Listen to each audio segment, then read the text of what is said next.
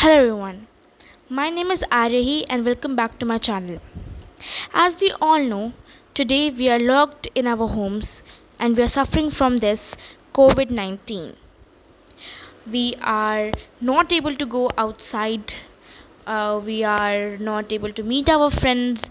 It has been 1 years and many months, and we are taking proper precautions to fight this. Like we are wearing masks, we are sanitizing our hands, and we are washing our hands for 20 seconds.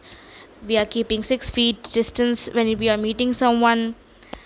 We are eating healthy foods and all. So what I thought is that I just wanted to share a small video, and we all can do that. We all can get together and we all can fight this coronavirus. It's really deadly, we all know. Many patients, many cases have been there in India, and it's really very bad. So I just wanted to share this video. Thank you. मुझे सुरेश चंद्र कहते हैं। मैं कानपुर का रहने वाला हूँ। ये बात सही है कि कोरोना का जो पैंडमिक समय आया ये सबके लिए घातक था, और पिछले जो दूसरी लहर थी उससे मैं भी प्रभावित हुआ। लेकिन मैंने अपने जीवन में कहीं जा कर के अस्पताल में जाकर कोई दवा नहीं ली, और मैंने स्वयं ही अपने आप को जीवन शैली को परिवर्तित किया। मैं योगा किया, मैंने नेचुरोपैथी की, और थोड़ा सा दवाइयाँ ले करके अपने आप को कुशल रखा, अपने आप को संयमित रखा, अपने जीवन को सफल बनाया। आने वाला समय बताते हैं बड़ा कठिन है, तीसरा जो लहर आने वाला है खासतौर से बच्चों के लिए। लेकिन मैं ये कहना चाहूँगा, ये इतना घातक नहीं है जितना कि लोगों को भय व्याप्त हो रहा है। अगर अपने जीवन शैली को संयमित रख लें, खान पान को संयमित रख लें, थोड़ा योगा के साथ जुड़ें, थोड़ा नेचुरोपैथी के साथ जुड़ें, इसको बराबर काटा जा सकता है, इससे लड़ा जा सकता है, इसको नियंत्रित किया जा सकता है। अस्पताल में एकदम से घबरा के भागने की जो ज़रूरत है उसकी कोई आवश्यकता जल्दी नहीं पड़ेगी। जी। तो जैसे कि सुरेश जी आपने बताया कि आप अपने कोरोना काल में किस तरह रह रहे हैं, तो क्या वो आप हमको करके बता सकते हैं आपने क्या क्या आसन और योगा किया था? हाँ, किया था। उस समय काल तो बीत गया है दूसरा लहर, लेकिन सबसे पहले मैंने जीवन शैली में जो अपने को सुधार किया वो ये था कि सूर्योदय से आधा घंटे पहले मैं जग जाता था, और नित्य क्रिया से निवृत्त होकर के जब बुखार था तब भी मैंने अनुलोम विलोम प्राणायाम किया, कपालभाति किया, और एक जलनेती प्रक्रिया जो नेचुरोपैथी की है, जब साइनस को स्वेलिंग हो जाती है, नाक बंद हो जाती है, तो उसके लिए इस एक नथने में लगा के लोटे से पानी और दूसरे नथने से निकालना होता है, तो जलनेती भी मैंने किया। कुछ दवाइयाँ मुझे खानी पड़ी थी, खासतौर से पैरासीटामॉल और कुछ विटामिन की दवाइयाँ जो मैंने डॉक्टर की सलाह पर ली थी, और थोड़ा फलाहार पर मैंने ध्यान ज़्यादा दिया था। और ये खाना तो बिल्कुल अच्छा नहीं लगता था, जो दाल रोटी थी उसका स्वाद ही चला गया था, नाक में टेस्ट ही, नाक का सुगंध ही चला गया, ज़बान का स्वाद चला गया। तो मैंने थोड़ा फलों पर अपने जीवन को आधारित किया। जी। तो जैसे कि आपने बताया, तो क्या आप हमको वो आसन और एक्सरसाइज करके बता सकते हैं, और हमें ये भी बताइए कि आपको उनसे क्या क्या प्रॉफिट या फिर लाभ हुआ?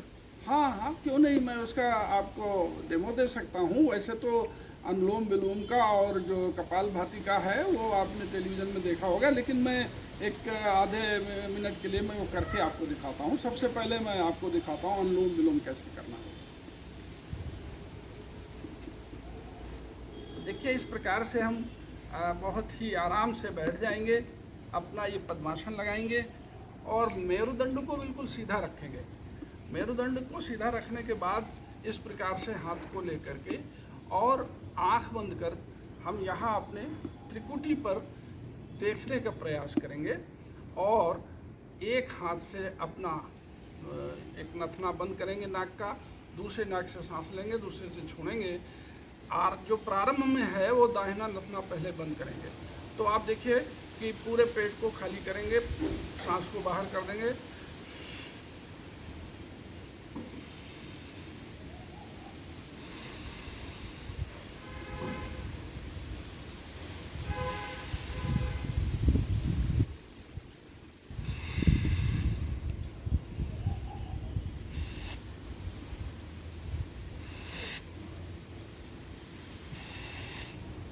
इस प्रकार से इसको अनुलोम विलोम प्राणायाम करते हैं। नाड़ी शुद्धि होती है और इससे ऑक्सीजन की वृद्धि होती है और फेफड़ों की एक्सरसाइज होती है, क्योंकि फेफड़े संकुचित होने लगते हैं कोरोना के संक्रमण से और ऑक्सीजन उसमें कम आने लगती है बॉडी में। तो उसके लिए हम अनुलोम विलोम के द्वारा ऑक्सीजन लेकर के अपने शरीर को चैतन्य बनाते हैं। जी, अब मैं दूसरा, आपने जैसा प्रश्न किया था, तो दूसरा जो प्राणायाम था वो कपालभाति का था। उसके लिए वही प्रक्रिया है कि पहले पेट की हवा को एकदम निकाल दीजिए, ऐसे गहरी सांस लेके छोड़ दीजिए। इसके बाद पेट को अंदर स्ट्रोक देते हैं और उसको इस प्रकार से करते हैं। आंख बंद रखेंगे तो ज़्यादा अच्छा रहेगा और हाथ में इस प्रकार का आसन, उंगलियों को मुद्रा में रखेंगे।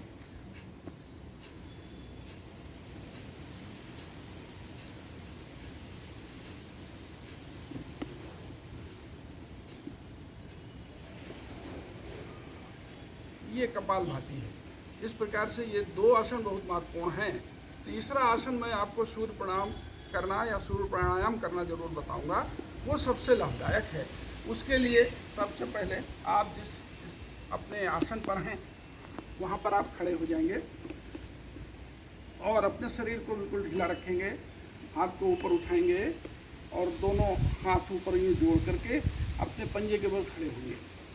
पंजे के बल खड़े होने के बाद आप थोड़ा सा पंजा नीचे करके बैक में ऐसे अपनी बॉडी को मोड़ेंगे और दोनों हाथ यूँ खोल करके अपने नीचे पैर के पंजे को छूने का प्रयास करेंगे और यूँ दोनों हाथ एक पैर पीछे एक पैर नीचे और इस प्रकार,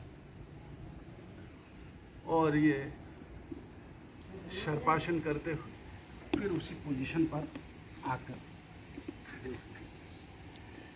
आप ये प्रश्न कर सकते हैं कि इतना कितनी बार करना चाहिए और कितना समय पड़ना चाहिए।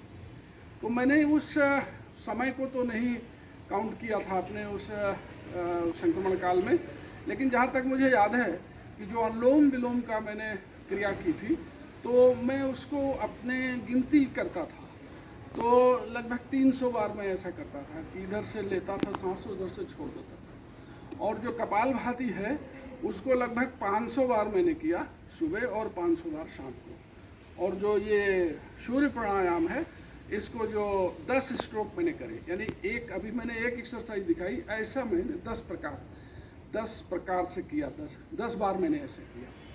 अब दूसरी बात आती है जो आप ये जानना चाहते थे कि खान पान, तो उसमें शुद्ध शाकाहारी जीवन और कुछ फल जिसमें से सेव है और ऐसे फल जो कि आपको ब्लड बढ़ाने के लिए हो, और शाकाहारी जीवन में दाल रोटी चावल सब्जी, और इससे ज़्यादा क्या लिया जा सकता है। मांसाहार मैंने बिल्कुल नहीं लिया। प्रोटीन के लिए भी बहुत कहा गया लेकिन मैंने अंकुरित बीज ज़रूर लिए थे और थोड़ा सा मैंने सूखे मेवे लिए थे। बाकी मैंने और प्रोटीन के लिए पनीर ले ली थी, लेकिन और कोई दूसरा मांसाहार नहीं लिया। मैं मांसाहारी हूँ नहीं, मैं शुद्ध शाकाहारी हूँ। जी। तो आप अभी कैसा महसूस कर रहे हैं, मतलब आप पे क्या क्या कुछ अलग चीज़ें आई हैं आपके बॉडी में, और क्या अभी तक आपने टीका लिया, आपने कोविड शील्ड की वैक्सीनेशन की अपनी फर्स्ट डोज? नहीं, अभी तक मैंने टीका नहीं लिया। उसका कारण ये है कि डॉक्टर्स ने ये बताया कि अगर आपको बुखार आया हुआ है तो एटलीस्ट आप 90 दिन तक टीका मत लीजिए, क्योंकि एंटीबॉडी आपके बॉडी में डेवलप हो चुकी है इसलिए। लेकिन मैं आगे लेने वाला हूँ टीका और मेरा 90 दिन लगभग वो जुलाई के लास्ट तक पूरा हो जाएगा, मैं लूँगा। और जहाँ तक अभी वर्तमान समय में बिल्कुल स्वस्थ हूँ और मुझे बहुत अच्छा लग रहा है। मैं बिल्कुल, मुझे लगता नहीं कि मैं इतना ज़्यादा प्रताड़ित हुआ था कोरोना से, लेकिन हाँ, वो कोरोना का बुखार ख़तरनाक था और काफ़ी जीवन को झकझोर कर गया। तो जैसे कि आपने हमें इतनी सारी चीज़ें बताई कि हमें कौन कौन से आसन करने चाहिए और कौन कौन से एक्सरसाइजेस करने चाहिए, क्या क्या खाना चाहिए, तो उसी के साथ साथ क्या आप हमको बता सकते हैं कि हमको क्या क्या प्रिकॉशंस लेने चाहिए कोरोना काल में? हाँ ज़रूर, और इसमें अगर आपकी जिज्ञासा है तो मैं एक चीज़ और जोड़ूंगा। जो मैंने काढ़ा पिया था, वो काढ़ा आयुर्विज्ञान की ओर से, आयुष मंत्रालय की ओर से प्रोवाइड किया गया था। 9 चीज़ों के उसमें जो मिक्सचर बताए गए थे, वो काढ़ा मैंने निरंतर पिया और अभी भी मैं शाम को वो काढ़ा ले लेता हूँ। अब जो प्रिकॉशंस का जहाँ तक प्रश्न है, वो निश्चित रूप से जो हमारे इस समय निर्देश दिए गए हैं, वो माउथ अपना बंद रखिए, नाक बंद रखिए, हाथ को सैनिटाइज करिए, थोड़ा डिस्टेंसिंग करिए, भीड़ में जाने से बचिए और संक्रमण जब कम हो उसका ध्यान रखिए और अपने को दूर रखिए, लेकिन टीकाकरण जो हो रहा है उसको आप अपनाइए। टीकाकरण से आप स्वस्थ रहेंगे।